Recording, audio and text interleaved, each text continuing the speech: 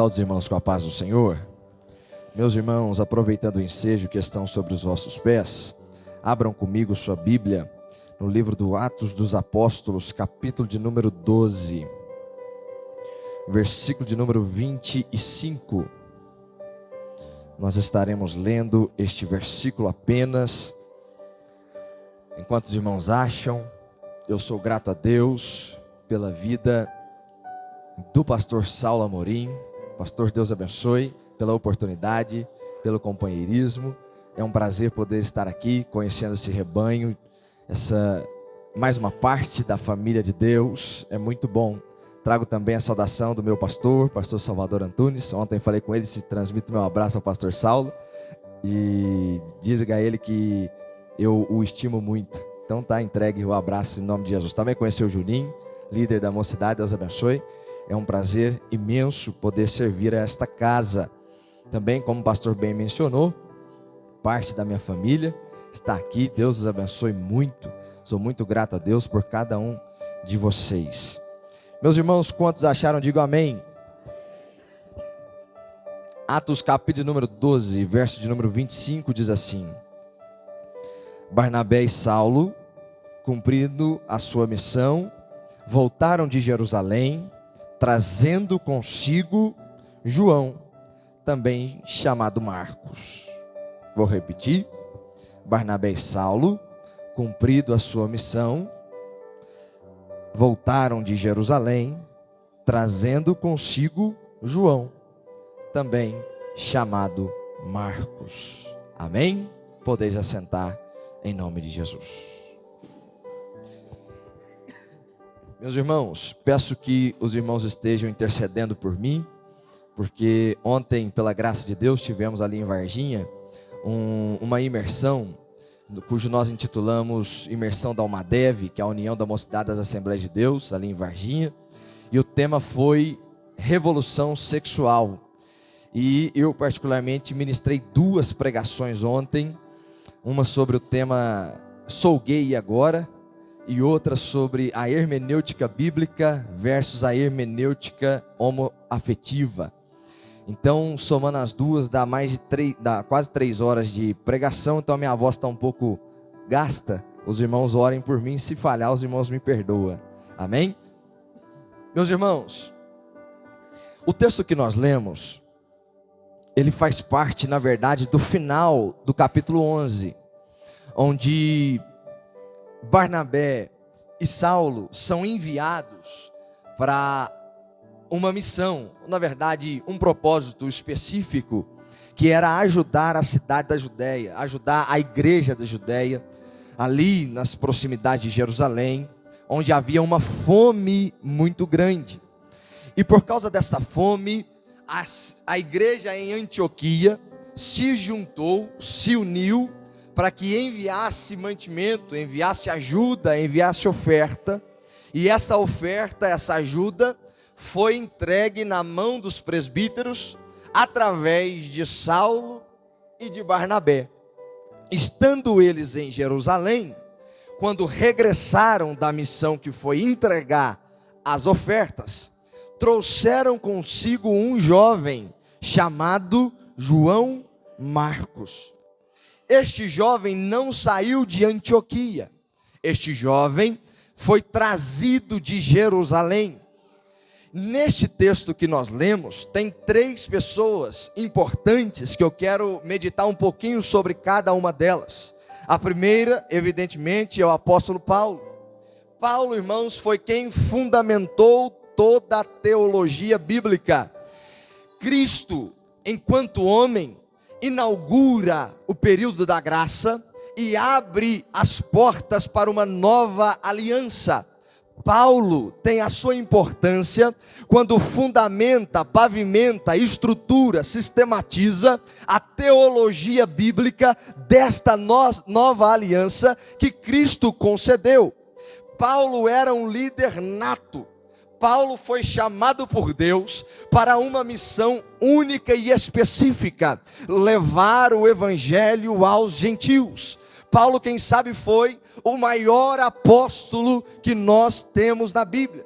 escreveu a maior parte do Novo Testamento, mas a Bíblia ainda continua imparcial quando ela não esconde os erros de Paulo. Mateus, qual foi os erros de Paulo? Paulo, antes da conversão, ele era perseguidor de cristão, um verdadeiro assassino, e fazia parte da elite judaica dos fariseus. Para quem não sabe, os fariseus são homens, ou eram homens, melhor dizendo, interessados em defender a sua tradição e manter a história do povo de Deus inconfundível. Aparentemente é uma proposta boa, e realmente é. Afinal de contas, quem é que não gosta de manter uma boa tradição e manter a história de Deus, do povo de Deus, inconfundível? O problema dessa elite é que essa identidade se tornou mais externa do que interna, mais para fora do que para dentro. O que é isso, Mateus? Aqui eu já aplico a primeira coisa que eu aprendo com este texto.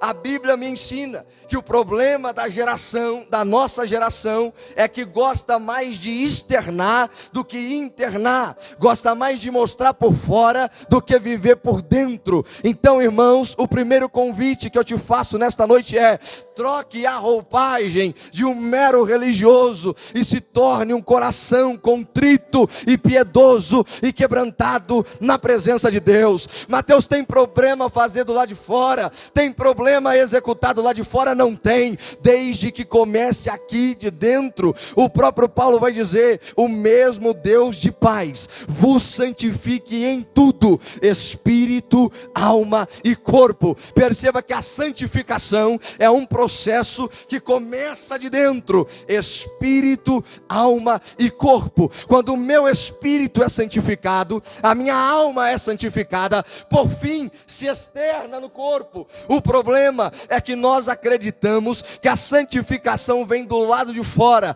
para limpar o lado de dentro, e não é isso. Jesus disse: vós já estáis limpos pela palavra que sois lavados. Irmãos, a palavra precisa achar guarida no seu coração. Quando ela encontrar espaço no teu coração, ela santifica a tua alma, ela santifica o teu espírito, ela limpa o teu exterior. Aí você fica tranquilo, o teu corpo será santificado, as suas obras serão redimidas, porque foi santificado primeiro por dentro. Paulo, irmãos, o apóstolo Paulo, ele era a síntese do que havia de melhor da cultura judaica, da filosofia grega e do direito romano. Este era o apóstolo Paulo. Mas, com todas essas prerrogativas que Paulo tinha, ele, o próprio apóstolo dos gentios, reputou tudo isso como esterco perante a glória de Jesus. Sabe por quê? Porque um dia Paulo, assentado no seu trono de arrogância, transpirando ódio contra os cristãos, pede cartas ao imperador para que lhe autorize prender e matar qualquer homem e mulher que ele visse que pregasse o Cristo. Afinal de contas, ele estava para achar alguém que fosse melhor do que ele na oratória, na lei judaica, no direito romano e na filosofia grega. Ele era preparado, capacitado, treinado nos pés de Gamaliel para rebater qualquer um que quisesse calá-lo. Ninguém podia contra o Saulo da época. Então ele, sentado no seu trono de arrogância, pede cartas para ir para Damasco. Quando ele está a caminho de Damasco, Atos capítulo 9, os irmãos conhecem a história. O que é que vai acontecer? Ele chegando em Damasco, um resplendor de glória o cerca. A Bíblia diz que a luz do céu cercou Paulo, e a Bíblia vai dizer que ele caiu, ele se prostrou em terra. Há quem diga que Paulo caiu do cavalo, a Bíblia não diz isso, mas a tradução diz que ele caiu em terra. Alguém vai dizer que Paulo se prostrou perante a glória de Deus. Ele encontrou a caminho de Damasco alguém que era maior que a sua oratória, alguém que era maior do que o direito romano, alguém que era maior que a filosofia grega, alguém que era maior que a tradição judaica. Ele encontrou aquele que ele estava para buscar, que podia contrapô-lo, e ele, prostrado em terra, clamou: quem és tu, Senhor? De repente uma voz, que o povo que estava com Paulo não conseguiu ver ninguém, mas a voz era audível, que dizia: Saulo, Saulo, eu sou Jesus, a quem tu persegues. Nesta hora, Paulo teve um encontro com Cristo e entendeu: tudo isto que eu sou na carne é como esterco perante a glória dele. Eu não sei se você veio aqui hoje ostentando tudo que você tem, mas aqui dentro é a glória dele que manda, a glória dele que brilha. Aqui não tem estrela, porque este culto é dele, e a glória aqui é para ele. Ele é o Senhor deste culto. Diante da divindade de Cristo, humanidade nenhuma fica de pé. Meus irmãos, quando acontece essa cena, este episódio, Paulo vai aprender, jovens, presta atenção aqui, Paulo vai aprender em 3 dias o que os discípulos levaram 3 anos para fazer. O que é, Mateus? Orar, jejuar, ter visão espiritual, ser cheio do Espírito Santo e ser batizado. Tudo isso em 3 dias. Os discípulos levaram mais de 3 anos para aprender, e Paulo levou 3 dias. Sabe o que eu aprendo? Eu aprendo, irmãos, que está na hora de nós aprendermos a fazer o que a maioria não está acostumada a fazer. Assim que você fizer o que a maioria não está acostumada a fazer, se prepare para receber o que a maioria não está acostumada a receber. Muita gente pensa: por que teve 12 que andou com Jesus e o maior dos apóstolos foi Paulo? Sabe por quê? Porque Paulo estava disposto a fazer o que a maioria não estava disposto a fazer. Então eu aplico aqui para você o seguinte: ninguém quer orar, ora você. Ninguém quer jejuar, jejua você. Ninguém quer consagrar, consagre você. Ninguém quer vir ao culto de ensino, venha ao culto de ensino você. Ninguém quer vir na escola bíblica dominical, venha na escola bíblica dominical você. Ninguém quer se santificar, santifique você, mas chame a atenção de Deus. Mateus, como que eu chamo a atenção de Deus? Irmão, chamar a atenção de Deus é diferente de pegar de surpresa. Eu não estou pedindo para vocês pegar Deus de surpresa, porque Ele nunca será pego de surpresa. Mas chamar a atenção você consegue. Porque em João capítulo 4, Jesus está conversando com uma mulher de Samaria, e a mulher samaritana está indagando Jesus, e ele disse assim: ó, o Pai procura verdadeiros adoradores. Enquanto Deus está procurando, quem sabe Ele encontra aqui em Nova Resende hoje, nesta igreja Assembleia de Deus, alguém que Ele encontre e diga lá: eu achei um verdadeiro adorador. Eu não sei se você entendeu, mas chame a atenção de Deus com a sua adoração em espírito e em verdade. Se você ainda não adorou, agora é a hora, agora é a hora. Ele está aqui à procura de verdadeiros adoradores, e Ele vai te encontrar.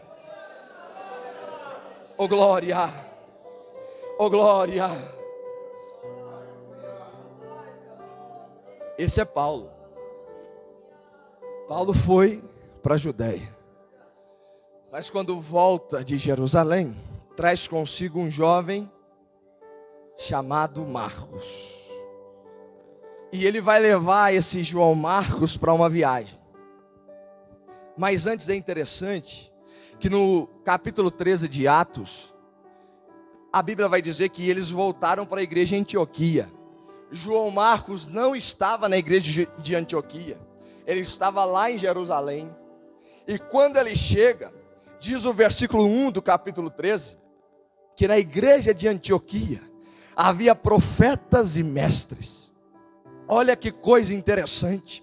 A igreja de Antioquia era uma igreja que tinha doutor, mas que tinha profeta.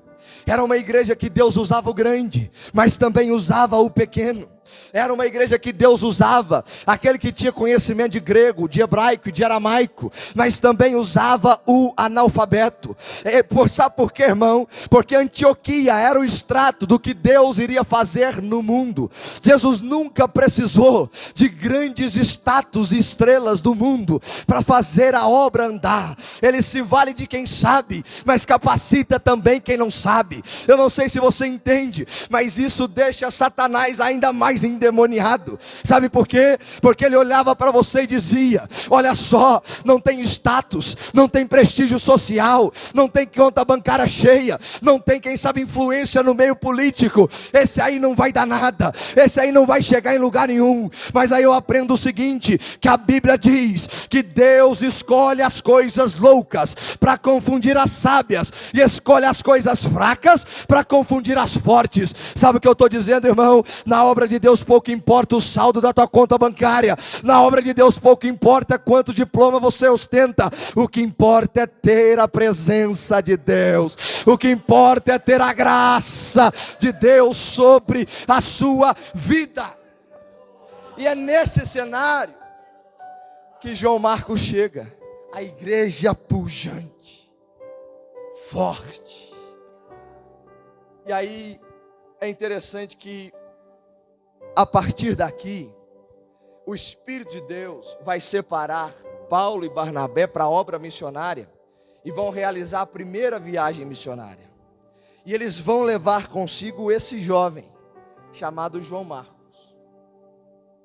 Mas já que falamos de Paulo, vamos falar um pouquinho deste jovem. O jovem João Marcos, o nome João significa Deus é gracioso, e o nome Marcos significa grande martelo. Então na junção significa um grande martelo que prega um Deus gracioso. Esse era o nome que carregava este jovem, vindo de Jerusalém e agora em Antioquia. Mas, irmãos, é interessante que no versículo 13, do capítulo 13, eu disse aos irmãos que vai acontecer a primeira viagem missionária. Sabe o que acontece no versículo 13? João Marcos, empolgado, porque seu tio Barnabé chamou ele para a missão, junto com esse apóstolo Paulo. Irmãos, fazer missão é bom. Imagina ao lado do apóstolo Paulo. Ele estava empolgado, chega na igreja que recebeu ele. Essa igreja cheia de doutores e profetas, a presença de Deus alastrada e arraigada na igreja. E de repente ele vai para o campo missionário. E no versículo 13 do capítulo 13 de Atos, o que acontece com João Marcos? Ele desiste, ele volta. Vamos recapitular um pouquinho. Lá em Jerusalém passaram fome, a igreja mandou mantimento. Chegando lá, os obreiros da igreja o trouxeram para Antioquia. Chegando em Antioquia, ele viu a glória de Deus. Vendo a glória de Deus, se impulsionou a ir para o ministério. E agora no ministério, desiste. Parou. Igreja do Senhor, eu estou pregando para vocês, jovens. Esta mensagem é para você. Eu preciso te perguntar e fazer os irmãos pensarem: o que leva um jovem a desistir? O que leva um jovem a abrir mão do seu sonho? A Bíblia não nos revela claramente o real motivo de João Marcos desistir. Mas, ao analisar o livro dele, o Evangelho de Marcos, percebemos que a atenção que ele dá no livro é muito focada nos fracassos e detalhamento das frustrações, tanto dos discípulos quanto das pessoas em geral. Em Marcos capítulo 4, 13, capítulo 7 e 18, diz que há um fracasso em entender a Cristo. Capítulo 10, verso 10, outro insucesso dos discípulos em entender as declarações de Cristo. Ele dá um foco muito grande sobre a morte de Cristo no capítulo 9. O desprezo e o abandono em deixar a Cristo na sua maior angústia, ele relata no seu capítulo 14, no versículo 50. E por fim ele finaliza o seu livro no capítulo 16, relatando o fracasso e o medo das mulheres em anunciar a ressurreição do Mestre. Sabe o que eu aprendo quando eu faço essa análise do conteúdo que ele escreve, com a vida que ele vive? Ele era um jovem, neste momento aqui em Atos 13, afrontado pelo seu passado e medroso diante do seu futuro. O que leva um jovem a desistir do seu sonho? O peso do passado, a incerteza do futuro. Meus irmãos, sejamos práticos. Qual geração viveu tanto o pico de depressão, ansiedade, síndrome do pânico quanto a nossa? Você olha nele, não tem feridas físicas, mas há uma distorção na alma. Você trabalha com juventude e você percebe neles um medo gigantesco do amanhã. Pior, sobrecarregados pelo passado, fazendo com que desistam dos seus sonhos. Mas vai acontecer uma coisa no capítulo 15 de Atos. Barnabé e Saulo continuam a viagem sem o João Marcos, mas aí no capítulo 15 Barnabé fala para Saulo o seguinte: vamos chamar João Marcos de novo. Saulo está tão enfurecido com o João Marcos, por isso que não me parece um motivo simples pelo qual ele voltou, e nem justificável, porque Paulo fica bravo. Imagine o seu maior exemplo bravo com você. Imagine a sua maior inspiração não querendo trabalhar junto contigo. Quem sabe a pessoa que você se espelha não querendo falar com você. É isso que Paulo estava contra João Marcos. Ele parou no meio do caminho. E Barnabé então vai se divergir com ele por conta de João Marcos. E a divisão foi tão forte que Barnabé voltou e Paulo continuou com Silas. No capítulo 15.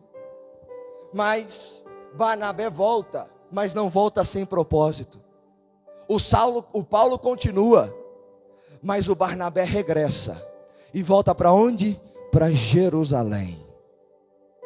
Onde ele pegou a primeira vez o jovenzinho João Marcos. E quando ele volta e acredita no ministério e no chamado de João Marcos. Deixa eu dizer uma coisa para você: Barnabé não deixou com que aquele grande martelo deixasse de pregar um Deus que é gracioso. Lembra que o nome dele significa grande martelo e Deus gracioso. Eu não posso perder alguém que tem na essência a pregação de um Deus que é graça. Eu não posso perder. Sabe o que é isso, irmão? Barnabé significa filho da consolação. Foi ele quem chamou o João Marcos pela primeira vez, e é ele mesmo que volta a segunda vez para pegar nas mãos dele e dizer: vem, eu quero trabalhar contigo. Irmãos, não sei se vocês se lembram, mas em Atos capítulo 9, versículo 27, foi Barnabé que apresentou Paulo. O grande apóstolo foi abraçado pelo apóstolo do amor e da graça. Aquele que é filho da consolação acreditou no chamado de Paulo, e Paulo virou o apóstolo que todos conhecemos. Quem sabe se Barnabé não tivesse voltado e resgatado João Marcos, nós não teríamos o evangelho de Marcos. Mas ele voltou, ele buscou do lugar onde ele estava no início. Sabe por quê? Porque a consolação é assim, irmãos. Quando eu falo em consolação para os irmãos, de quem que você lembra? O Consolador por excelência,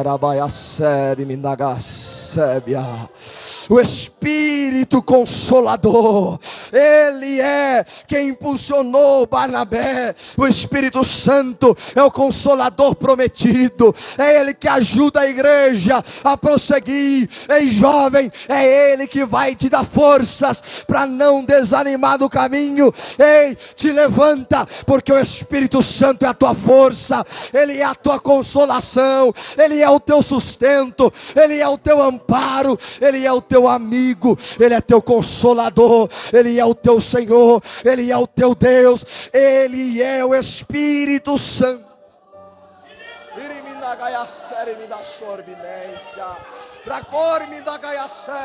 Não pare agora, não desista agora. O Espírito Santo está trabalhando em almas aqui esta noite, está tocando no coração de alguém aqui esta noite. Eu não vim de Varginha aqui para ficar falando de bobeira para você. Eu vim aqui para dizer: o Consolador está na casa e Ele te chama, Ele te chama, Ele te chama. Não para, não desista, não jogue a toalha. O caminho é difícil, mas tem gente precisando do grande martelo para pregar um Deus de graça. Tem gente precisando de você.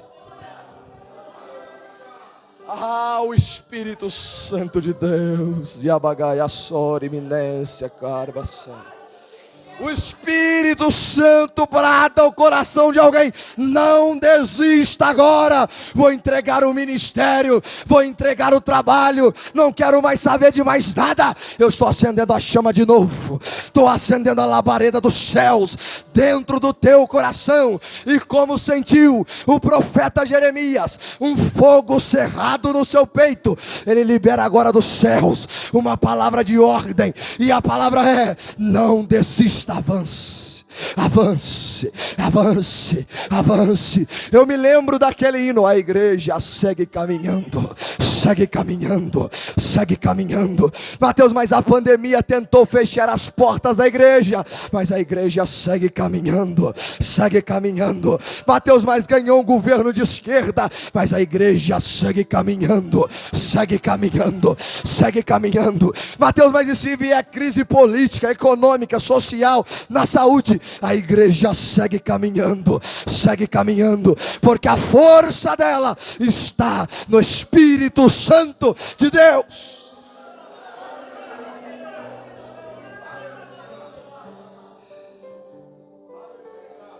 Oh, meu Deus.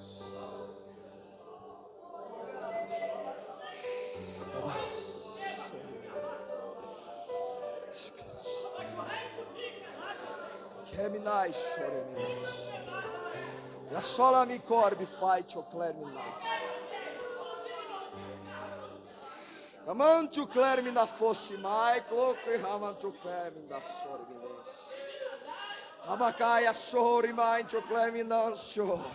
Estou eu fortalecendo a Assembleia de Deus aqui em Nova Resende para dizer para vocês o seguinte: povo meu, ninguém para o trabalho desta obra. Foi eu, Deus, que edifiquei este lugar, e as portas do inferno não prevalecerão contra a minha igreja. O Espírito Santo está na casa, está trabalhando no íntimo, no profundo. Receba força, receba ânimo, receba ânimo nesta noite. Abaçou. Meu Deus, meu Deus. Sabagaia sorminência. Oh, meu Deus, quantas adversidades foram, mas até aqui nos ajudou o Senhor Jesus Cristo. Ele está em você, o Espírito da consolação. Irmãos,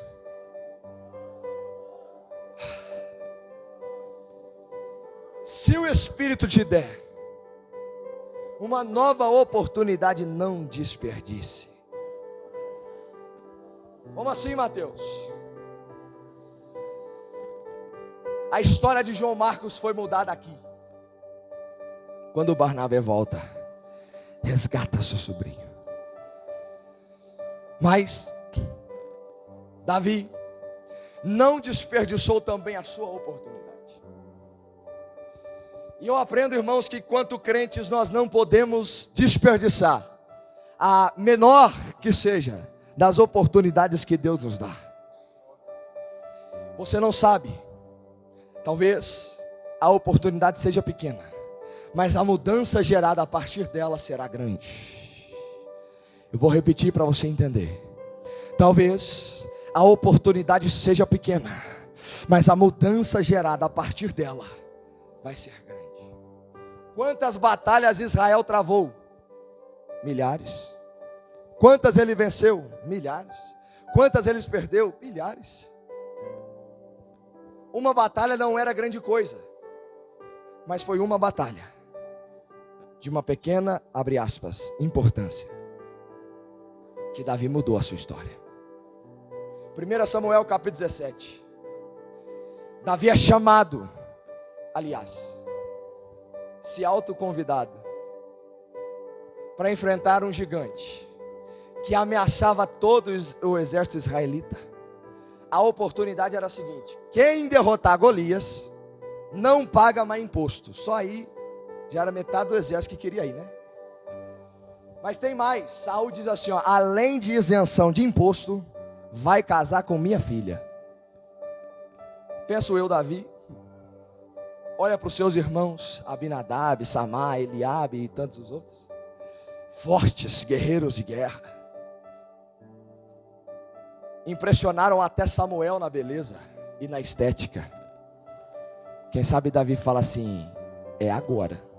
Ranzinhos, cuidador de ovelhas, ou é agora que eu caso ou nunca mais? Afinal de contas, jovem, quem é que não quer casar? Sem pagar imposto, vou me casar e ainda ser genro do rei. Olha o tamanho da oportunidade. Ele vai e não desperdiça a sua oportunidade. Mateus, o que você está falando de Davi? Só para você ver a fé. Se Davi era menor que os seus irmãos, imagina a comparação com os gigantes. Os irmãos conhecem, não precisa entrar em detalhes. Mas a fé foi a força motriz que moveu Davi para enfrentar o gigante. Davi teve fé para enfrentar Golias. Barnabé teve fé para acreditar de novo. João Marcos teve fé para recomeçar. Eu não sei se você entende, mas a fé ainda é a moeda que compra tudo. Como assim, Mateus? Davi não tinha nada, mas a fé dele comprou a vitória diante a Golias. Eu não sei se você entende, mas Barnabé não tinha apoio nenhum, mas a fé comprou de volta o ministério de João Marcos. Eu não sei se você entende, mas João Marcos estava desacreditado, mas a fé renovou as suas forças. Eu não sei se você entende, irmãos, mas o dinheiro não compra tudo. Sabe por quê? Porque o dinheiro te dá carro, mas não te dá segurança. A fé te dá o carro e dá também a segurança. O dinheiro te dá casa, mas não te dá uma família. A fé te dá casa e dá também a sua família. O dinheiro te dá um diploma, mas não te dá sabedoria. A fé dá o diploma e dá também a sabedoria. O dinheiro compra passagem para você viajar para qualquer lugar aqui da terra, mas não te dá passagem para você morar no céu. Mas agora a fé, ela compra passagem para você andar aqui na terra, mas ela te leva para as mansões celestial e te faz viver eternamente com o teu Deus. A fé é a moeda que compra tudo. Você não precisa de nada, vai na fé. A fé, a tua fé renovada te faz viver coisas extraordinárias. Aumente-nos a fé, Senhor. Esta é a oração que eu faço. Mas para finalizar, eu preciso, que o horário já se avança, nunca deixe, irmãos, jovens e igreja, nunca deixe de pregar o Evangelho de Cristo. Não abandone o caminho do Senhor, por mais tentado e atrativo que seja a proposta. Deixar o Evangelho de Cristo é autoabandono, é suicídio em conta-gotas. vai morrer, já sabe disso, mas ele só protela. Nunca deixe o evangelho de Cristo, sabe por quê? Lembra que no capítulo 15 de Atos, Paulo discute com Barnabé sobre João Marcos? Pois é, aí o Barnabé, que significa filho da consolação, exerce a função de consolador e resgata João Marcos. Ok, mas e aí, Mateus, com a pendência com Paulo? E crente não pode ter pendência, irmão. Paulo diz assim, ó: a ninguém deveis nada, senão o amor.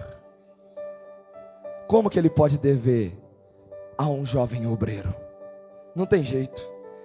2 Timóteo, capítulo 4, versículo de número 11.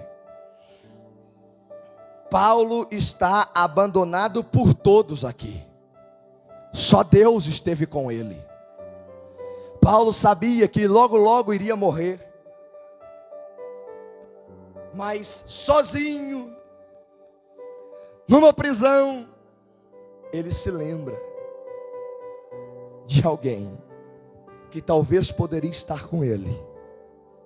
E no versículo 11, ele escrevendo a carta a Timóteo, ele diz assim, ó: somente Lucas está aqui comigo, mas encontre Marcos e traga-o junto com você. Eu perdi a minha oportunidade, Timóteo, mas você é um jovem obreiro, e sabe o que João Marcos pode ser para você? Pois ele é muito útil no ministério. Você está entendendo que Deus está reconstruindo a aliança de Paulo e João Marcos aqui? Você está entendendo que o efeito da consolação de Barnabé surte lá no fim da vida de Paulo, e ele realinha-se com João Marcos, e agora ele vai dar prosseguimento à obra de Deus com Timóteo e João Marcos. Deixa eu dizer para você, irmãos, esta noite é noite de renovar a aliança com o chamado de Deus para a sua vida. Você não está aqui à toa. Eu quero pedir para você se colocar de pé, por gentileza. Você não está aqui à toa. Mateus, eu vivi uma promessa, aliás, eu recebi uma promessa, e essa promessa dizia que Deus tinha algo na minha vida, mas eu voltei. O Espírito da consolação está aqui para te retomar hoje. Mas se quem sabe há alguma pendência aqui, Ele também está aqui para resolver. Alianças precisam ser refeitos, altares restaurados, amizades renovadas e chamados edificados. Você não veio aqui nesse domingo festivo aí fora à toa, não. Deus também tem uma festa para você aqui, a festa da reconciliação. Lembra de Lucas 15, o capítulo dos achados e perdidos? O pai espera o filho, e quando o filho volta, tem festa para ele também. Eu queria ver se tem algum jovem aqui que poderia louvar o hino.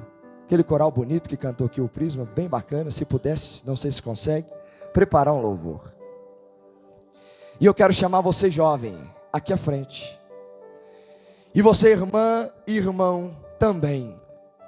Mateus, por que eu vou ir à frente? Porque nós vamos orar para que Jesus renove as suas forças quanto ao seu ministério. Quem sabe você até agora foi atingido por um dardo inflamado maligno.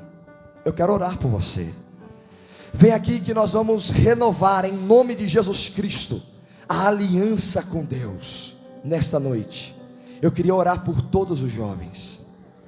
Eu não queria que um específico viesse, mas pelo menos esse grupo aqui consegue vir aqui à frente. Eu queria orar por você de forma direta. Eu queria orar por vocês. Irmãos, eu trabalho com jovens. A gente, pela graça e bondade de Deus, estamos à frente da Almadev. E nós sabemos, pode chegar mais para frente? Isso. E nós sabemos o quão vocês são alvos para que vocês desistam, para que vocês façam igual João Marcos, volte. para o seu lugar. E Jesus está dizendo assim: ó, eu preciso renovar o chamado na sua vida. Mateus, mas eu não tenho chamado. Ele vai despertar hoje. Lembra do que o mesmo Paulo disse para Timóteo: desperta o dom que há em ti. Nós vamos orar. Se os irmãos já puderem louvar ao Senhor com ele. Igreja, os que quiserem também receber uma oração especial, vem aqui à frente, nós estaremos orando por você. Mas enquanto o grupo estará louvando, nós estaremos intercedendo. Eu queria pedir para que os obreiros desçam e com imposição de mãos orem por nós. E no nome de Jesus Cristo de Nazaré, haverá nesta noite renovação espiritual, batismo do Espírito Santo e renovação de aliança com Deus. Nós estaremos orando, igreja, estenda sua mão em espírito de adoração, louve e ore por esses jovens agora em nome de Jesus.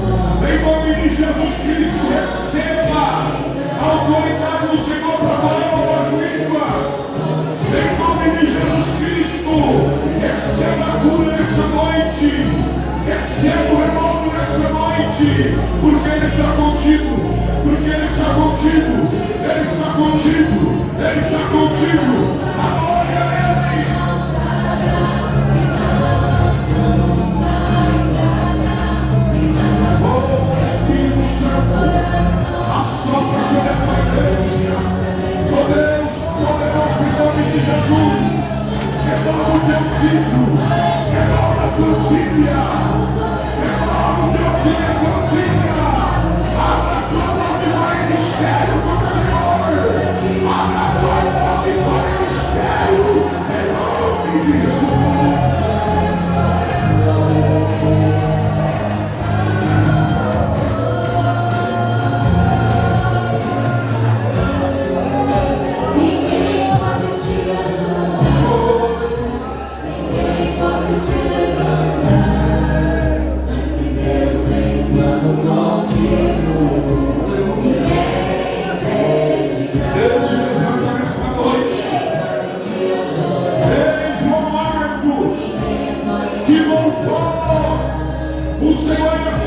noite te levanta. O Senhor acende a chama do Espírito Santo no teu coração. Receba em nome de Jesus o renovo.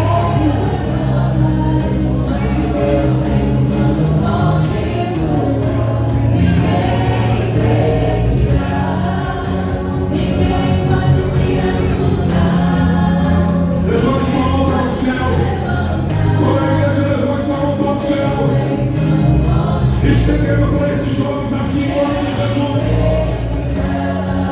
Estenda as mãos aqui para frente em nome de Jesus. Oh,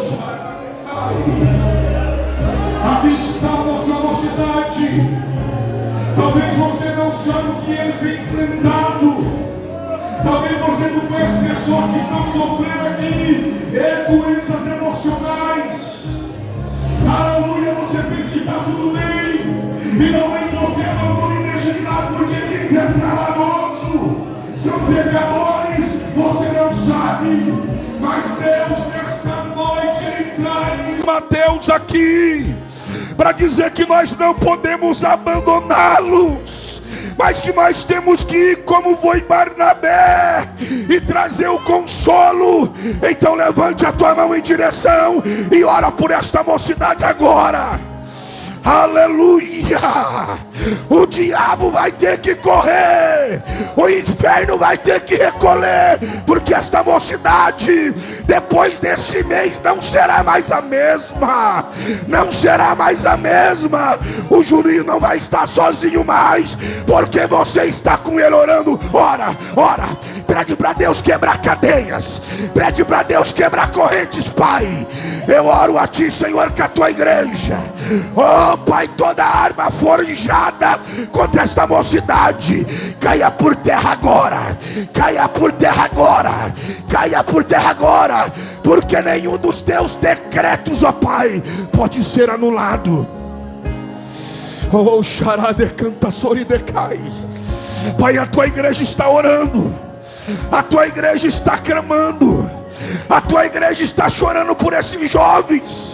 E eles não são do inferno, eles não são do diabo, eles são Teus. Eles foram comprados com Teu sangue. Espírito Santo, pelo poder da Tua palavra que foi pregada, assopra sobre esses jovens. Ai, shai decai. Aleluia. Aquele que estava caído está sendo levantado nesta noite.